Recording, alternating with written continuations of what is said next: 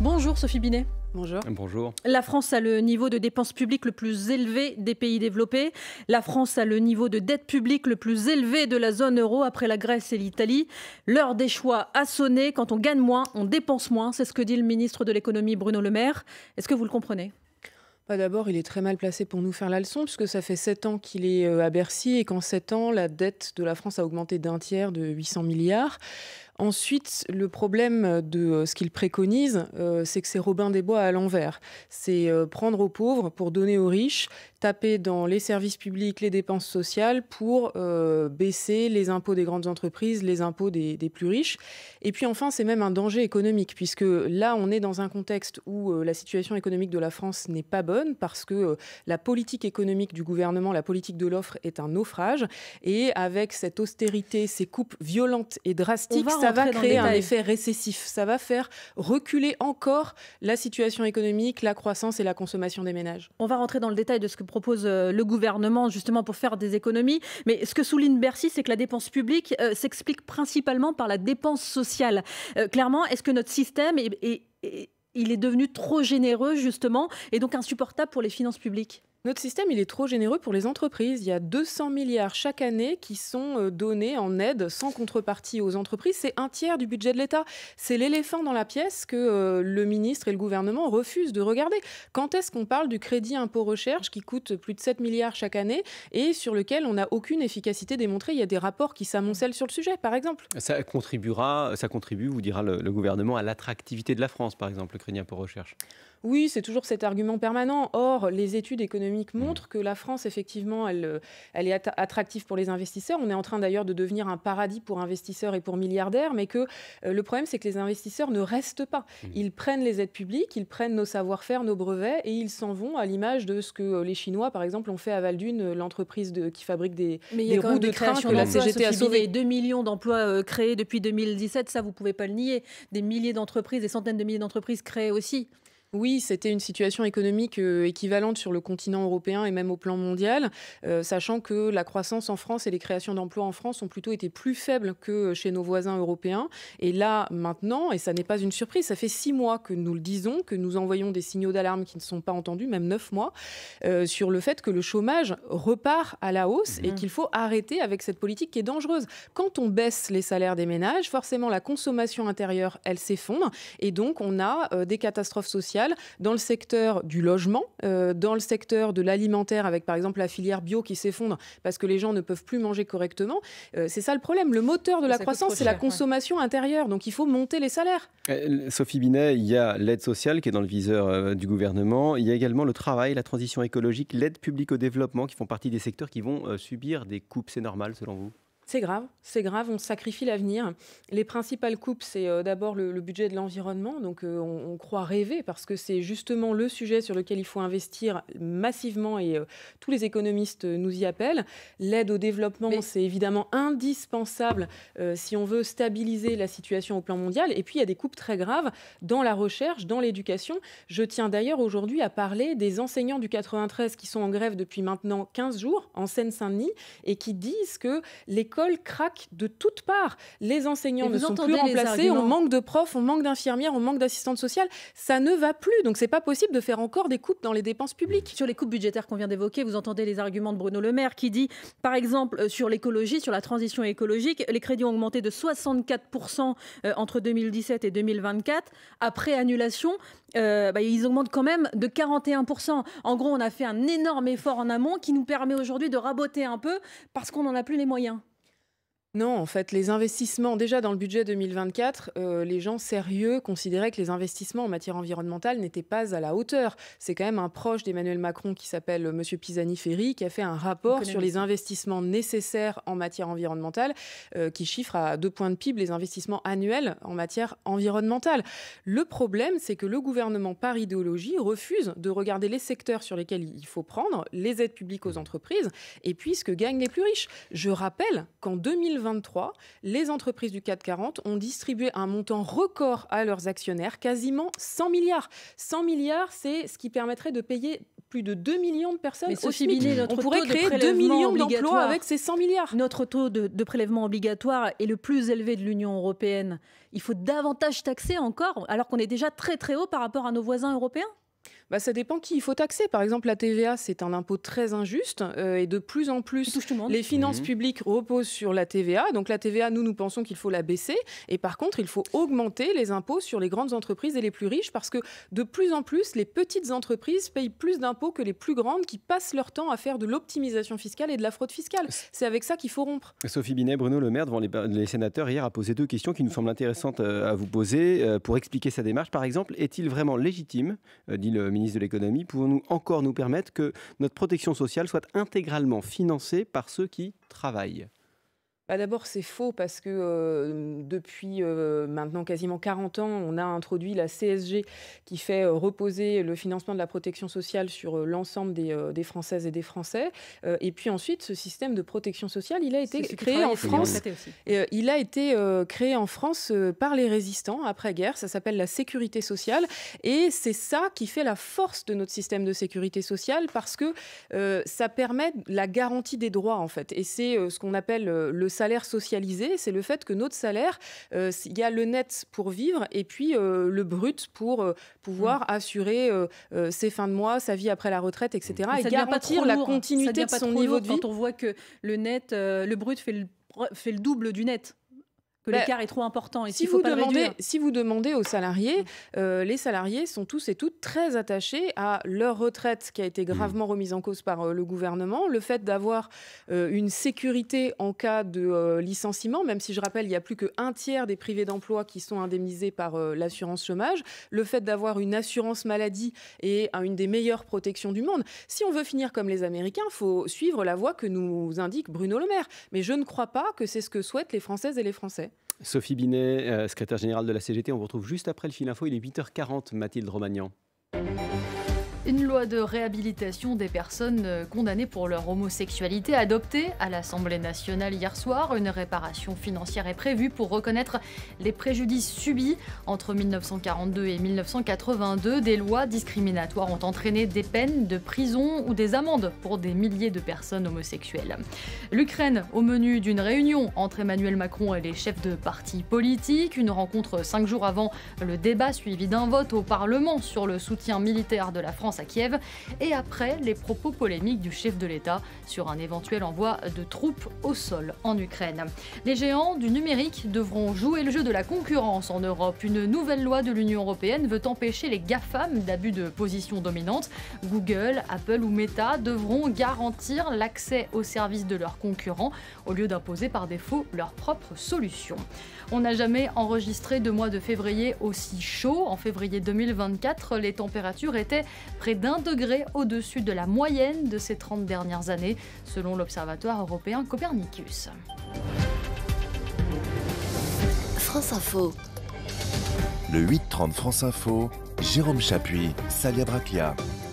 Et Sophie Binet, la secrétaire générale de la CGT. Après les transports, des préavis de grève vont être déposés début avril par la CGT dans les 3 fonctions publiques pour la période des Jeux Olympiques. État, collectivités territoriales, hôpitaux, vous confirmez ? Écoutez, oui, mais ce que nous voulons, c'est justement, nous voulons que le gouvernement prenne les mesures immédiatement pour assurer la réussite des Jeux à laquelle la CGT travaille depuis des années. Pour cela, il faut enfin que nos alertes soient entendues et que les Jeux soient préparés d'un point de vue social. Donc là, ça monte d'un cran la pression sur le gouvernement ? Mais oui, parce que ça fait des mois qu'on répète la même chose et que tout le monde s'en fiche. Ça commence à être très fatigant. Mais les Jeux, c'est des centaines de milliers de travailleuses et de travailleurs qui sont percutés, avec 2 questions qui se posent. D'abord, celles et ceux qui vont devoir travailler beaucoup plus que d'habitude, avec des heures sup, des congés payés qu'ils ne pourront pas prendre. Et donc, pour cela, nous demandons quelles sont les conditions sociales de ce travail. Comment est-ce qu'on va héberger tous les travailleurs et travailleuses qui devront venir en Île-de-France pour les JO ? Le logement, c'est une catastrophe. Comment on va prendre en charge leurs enfants alors que ce sont les vacances scolaires ? Quelles primes ils vont avoir ? Pour l'instant, il n'y a rien de cadré de ce côté-là. Sur il n'y a pas primes, de négociation. vous demandez un alignement sur les conditions des policiers. policiers, autour de 1 900 € de prime. Ben oui, pourquoi est-ce que ce qu'ont les policiers, les autres fonctionnaires ne pourraient pas l'avoir? Ils ne sont pas dignes d'avoir ces primes-là. Ça veut dire qu'on fait une hiérarchie entre les soignants et les policiers. C'est la moindre des choses. Vous imaginez, Sophie Binet, que les hôpitaux, par exemple, soient en grève au moment de la cérémonie d'ouverture le 26 juillet?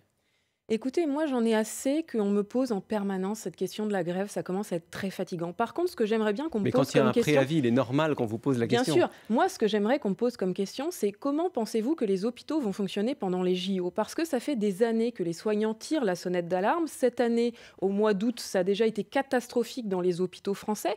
Là, on nous annonce un afflux avec des millions de visiteurs à Paris et il n'y a pas de moyens supplémentaires sur les hôpitaux franciliens. Vous dites Donc, que pour le moment, on ne sait pas accueillir Oui.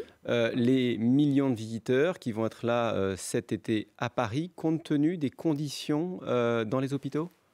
Oui, ce que je dis, c'est que la situation des hôpitaux est catastrophique, que les coupes budgétaires qui sont organisées par Bruno Le Maire, elles dégradent encore la situation et que nous sommes très, très, très inquiets sur la situation dans les hôpitaux cet été.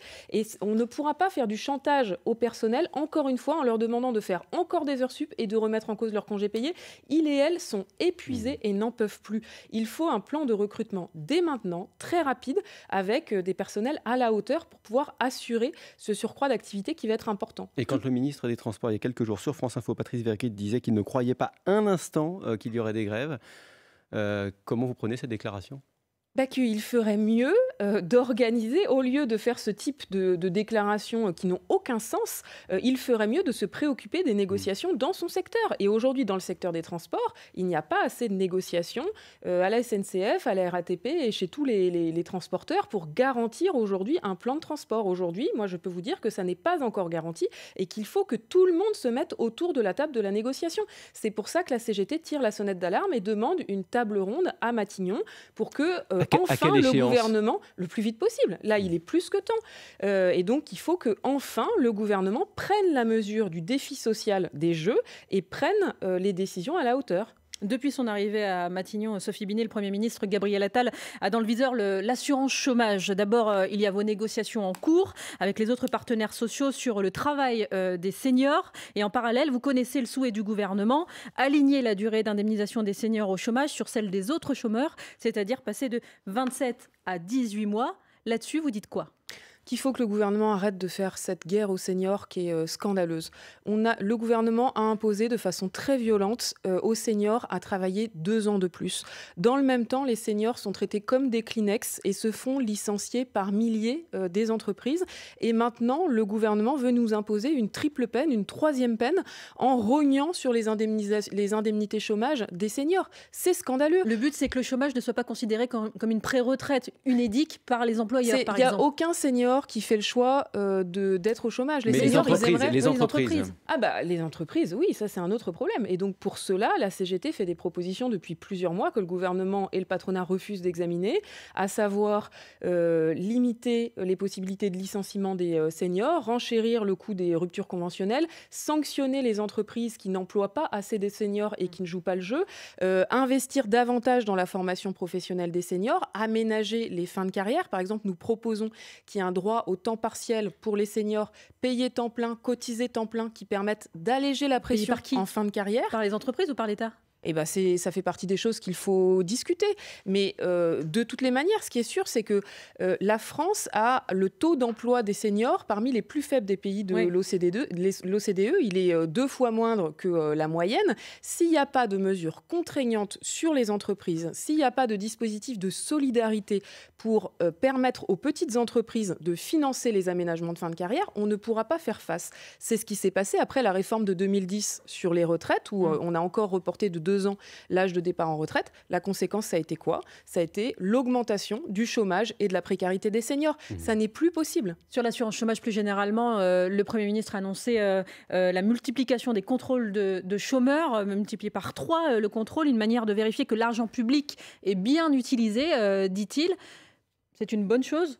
C'est scandaleux, c'est une stigmatisation des privés d'emploi qui est scandaleuse. Moi, ce que je conseille au gouvernement, c'est de multiplier les contrôles fiscaux, ça ferait du bien parce que la fraude fiscale, c'est quasiment 80 milliards chaque année. Mais l'argument, c'est de dire qu'il faut vérifier si l'argent public est bien utilisé. Oui, mais donc sauf ça que ne touche pas, ça. Pôle emploi l'a fait, la vérification, et donc les chiffres de Pôle emploi montrent que c'est autour de, écoutez bien, 0,4% des privés d'emploi qui frauderaient aux allocations chômage. 0,4%. Donc on voit bien que le sujet n'est pas là. Par contre, le sujet, c'est qu'il y a un tiers des personnes qui pourraient être allocataires à l'assurance chômage qui ne font pas valoir leurs droits parce que c'est de plus en plus compliqué de se repérer dans ce maquis sur les droits des privés d'emploi. Ce qu'il faut simplifier, c'est pas supprimer les normes sociales et environnementales, c'est par exemple commencer par simplifier les droits des chômeurs. Et ça veut dire arrêter de faire une réforme chaque année. Depuis 2017, ça serait la 5e réforme de l'assurance chômage avec des droits des privés d'emploi qui ont été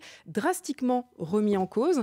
Le montant des allocations chômage a baissé quasiment de 20%. C'est 25% de moins de personnes qui sont indemnisées. Il y a seulement 36% des personnes privées d'emploi qui sont indemnisées. C'est une catastrophe. Sophie Binet, l'État devrait reprendre la main sur l'assurance chômage de manière définitive. C'est encore Bruno Le Maire qui l'a dit hier dans Le Monde. Le paritarisme, la gestion de l'assurance chômage par les partenaires sociaux a du plomb dans l'aile. Que l'État s'occupe de ce qu'il regarde. Ça ne le regarde pas, l'assurance chômage ? Ah bah oui, c'est dans le domaine paritaire parce que c'est financé par nos salaires et donc c'est aux syndicats et au patronat de gérer l'assurance chômage. Si le gouvernement veut reprendre la main, c'est pour voler l'argent des salariés et des privés d'emploi comme il le fait depuis 6 ans avec les réformes successives qu'il impose. Et donc, l'objectif, c'est de prendre l'argent pour continuer à exonérer les entreprises et les plus riches de la participation au fonctionnement de notre pays. Les choses sont claires.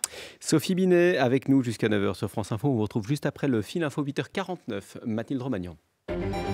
Les chefs de parti sont reçus ce matin par Emmanuel Macron au sujet de l'Ukraine, 5 jours avant le débat suivi d'un vote au Parlement sur l'aide française accordée à Kiev. Hier soir, les anciens chefs d'État François Hollande et Nicolas Sarkozy étaient reçus à l'Élysée sur ce sujet.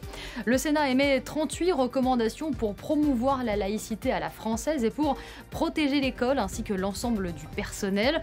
Et ce pour éviter de nouveaux drames comme l'assassinat de Samuel Paty avec par exemple l'interdiction du port de signes religieux pour toute activité organisée par l'école.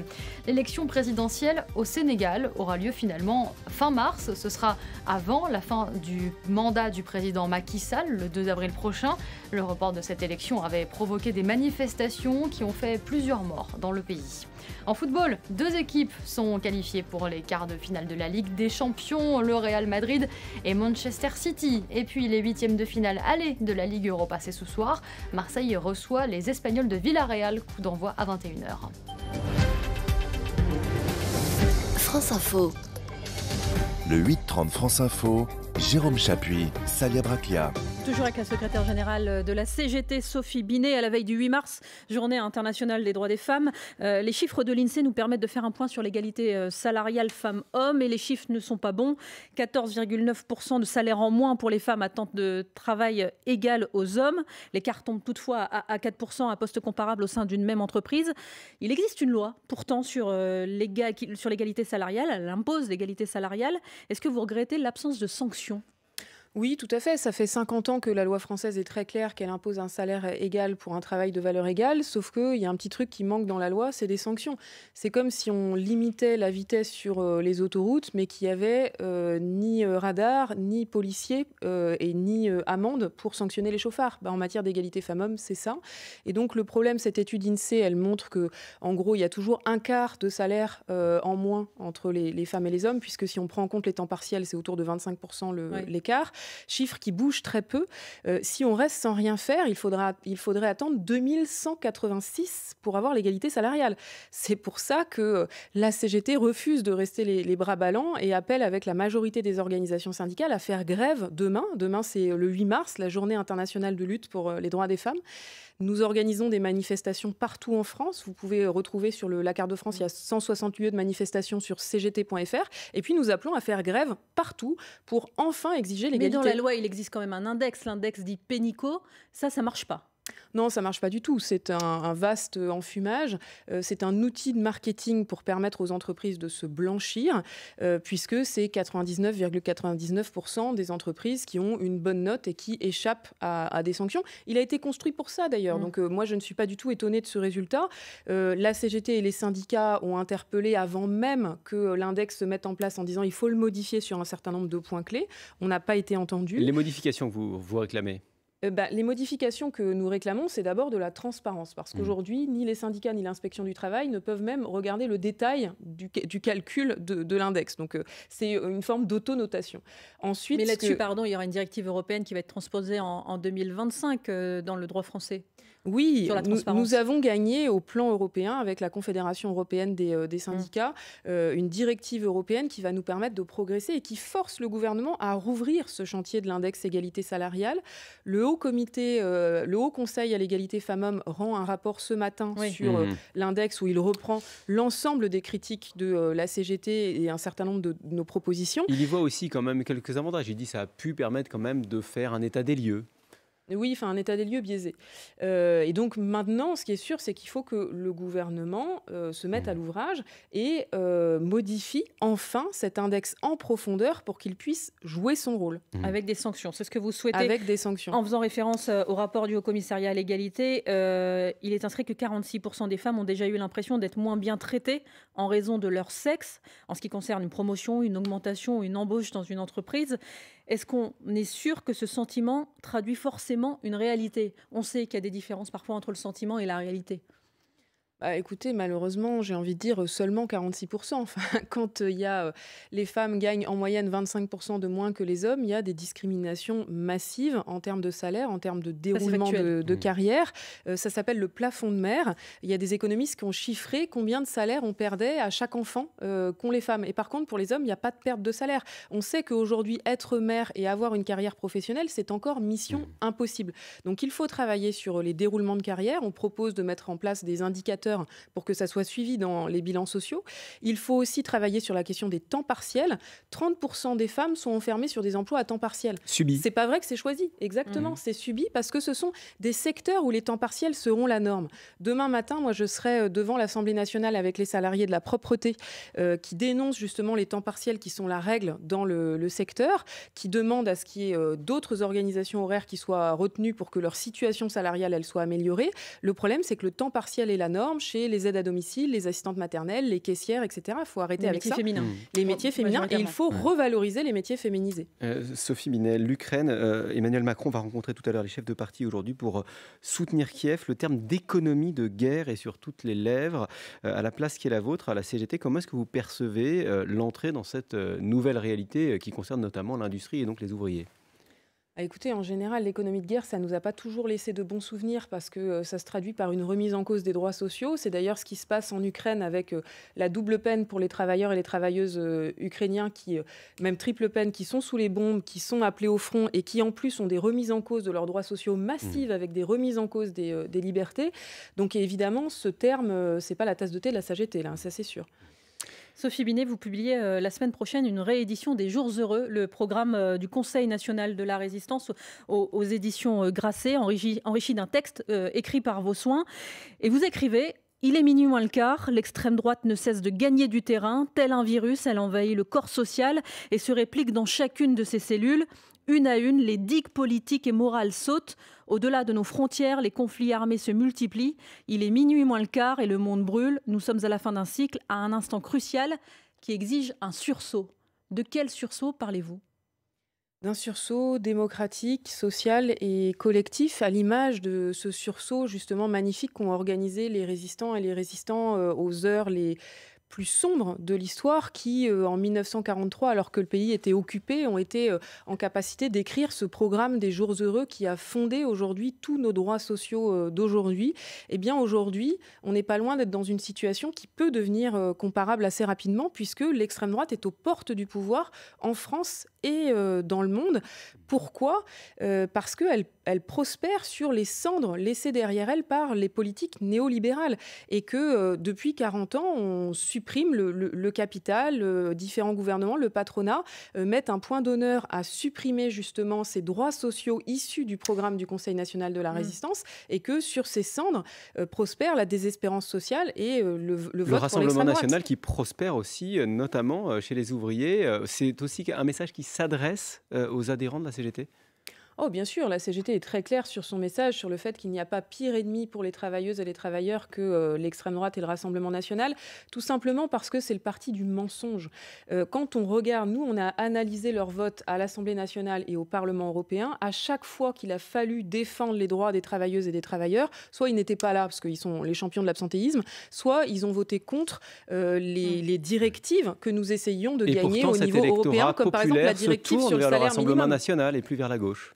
Oui, c'est l'imposture sociale du Rassemblement national. C'est aussi que la gauche, quand elle a été au pouvoir, elle n'a pas forcément été à la hauteur et que trop souvent, elle a mené les mêmes politiques que la droite. Elle a accompagné les politiques néolibérales. C'est avec ça qu'il faut rompre. Et c'est ça le magnifique horizon du programme du Conseil national de la résistance, qui était en rupture complète avec le régime de Vichy et avec le pouvoir de l'argent. L'après-programme Les Jours Heureux, réédité chez Grasset avec une préface que vous signez, Sophie Binet, secrétaire générale de la CGT. Merci d'avoir été avec nous ce matin sur France Info.